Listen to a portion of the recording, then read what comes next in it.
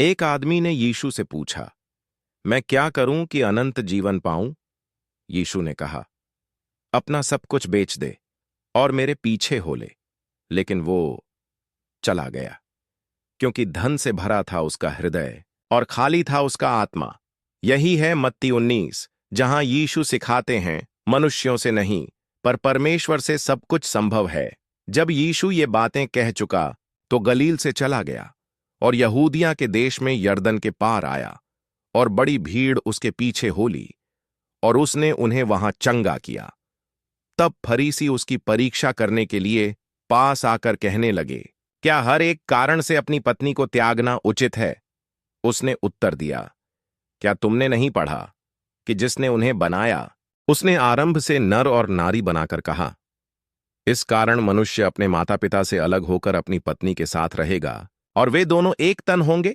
सो वे अब दो नहीं, परंतु एक तन है। इसलिए जिसे परमेश्वर ने जोड़ा है, उसे मनुष्य अलग न करे। उन्होंने उससे कहा, फिर मूसा ने क्यों ठहराया कि त्याग पत्र देकर उसे छोड़ दे? यीशु ने कहा, मूसा ने तुम्हारे मन की कठोरता के कारण तुम्हें अपनी पत्नी को छोड़ देने की आज्ञा दी, पर आरंभ में ऐसा नहीं था। और मैं तुमसे कहता हूं कि जो कोई व्यभिचार को छोड़ किसी और कारण से अपनी पत्नी को त्याग कर दूसरी से ब्याह करे, वह व्यभिचार करता है। और जो छोड़ी हुई स्त्री को ब्याह करे, वह भी व्यभिचार करता है। चेलों ने उससे कहा, यदि पुरुष का स्त्री के साथ ऐसा संबंध है, तो ब्याह करना अच्छा नहीं। उसने उनसे कहा, सब यह वचन ग्रहण नहीं कर सकते, केवल वे जिनको यह दान दिया गया है। क्योंकि कुछ नपुंसक ऐसे हैं जो माता के गर्भ से ही ऐसे जन्मे, और कुछ नपुंसक ऐसे हैं जिन्हें मनुष्यों ने नपुंसक बनाया, और कुछ नपुंसक ऐसे हैं जिन्होंने स्वर्ग के राज्य के लिए अपने आप को नपुंसक बनाया है। जो इसे ग्रहण कर सकता है, वह ग्रहण करे। तब लोग बालकों को उसके पास लाए कि वह उन पर हाथ रखे और प्रार्थना करे। पर चेलों ने उन्हें डांटा। यीशु ने कहा, बालकों को मेरे पास आने दो और उन्हें मना न करो, क्योंकि स्वर्ग का राज्य ऐसों ही का है। और उसने उन पर हाथ रखकर वहां से चला गया। और देखो, एक मनुष्य ने पास आकर उससे कहा, हे गुरु, मैं कौन सा भला काम करूं कि अनंत जीवन पाऊं? यीशु ने उससे कहा, तू मुझसे भलाई के विषय में क्यों पूछता है? भला तो एक ही है, पर यदि तू जीवन में प्रवेश करना चाहता है, तो आज्ञाओं को माना कर। उसने पूछा, कौन सी आज्ञाएं? यीशु ने कहा, हत्या न करना, व्यभिचार न करना, चोरी न करना, झूठी गवाही न देना, अपने पिता और अपनी माता का आदर करना, और अपने पड़ोसी से अपने समान प्रेम रखना। उस जवान ने कहा, इन सबको तो मैंने माना है, अब मुझ में किस बात की घटी है?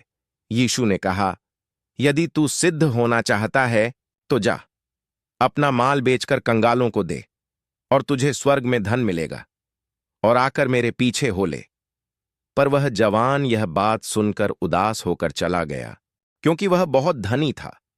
तब यीशु ने अपने चेलों से कहा, मैं तुमसे सच कहता हूं कि धनवान का स्वर्ग के राज्य में प्रवेश करना कठिन है। फिर मैं तुमसे कहता हूं कि ऊंट का सुई के नाके में से निकल जाना धनवान के परमेश्वर के राज्य में प्रवेश करने से सहज है। यह सुनकर चेलों ने चकित होकर कहा, तो फिर कौन उद्धार पा सकता है? यीशु ने उनकी ओर देखकर कहा, मनुष्यों से तो यह नहीं हो सकता, परंतु परमेश्वर से सब कुछ हो सकता है। इस पर पतरस ने उससे कहा, देख, हम तो सब कुछ छोड़कर तेरे पीछे हो लिए हैं, तो हमें क्या मिलेगा? यीशु ने कहा, मैं तुमसे सच कहता हूं कि नई उत्पत्ति में जब मनुष्य का पुत्र अपनी महिमा के सिंहासन पर बैठेगा, तब तुम भी, जो मेरे पीछे हो लिए हो, 12 सिंहासनों पर बैठकर इस्राएल के 12 गोत्रों का न्याय करोगे।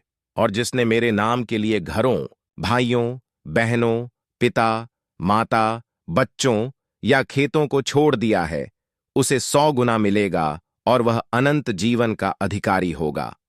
परंतु बहुत से जो पहिले हैं, वे पिछले होंगे, और जो पिछले हैं, वे पहिले होंगे। प्रिय भाइयों और बहनों, आज का अध्याय यहीं समाप्त होता है। अगला अध्याय आप परसों सुबह 6:30 पर हमारे चैनल पर सुन सकते हैं।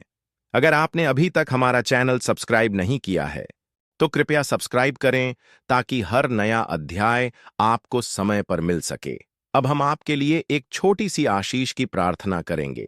हे प्रभु यीशु, जो भी भाई बहन यह वचन सुन रहे हैं उन सबको तू अपने पवित्र आत्मा से भर दे। उनके घरों में शांति, उनके जीवन में आशीष और उनके मार्ग में तेरी अगुवाई बनी रहे। हर दुख, हर रोग और हर कमी से तू उन्हें छुड़ाए और तेरे प्रेम में स्थिर बनाए रख। हम यह प्रार्थना प्रभु यीशु मसीह के नाम में करते हैं। आमीन। जय मसीह की।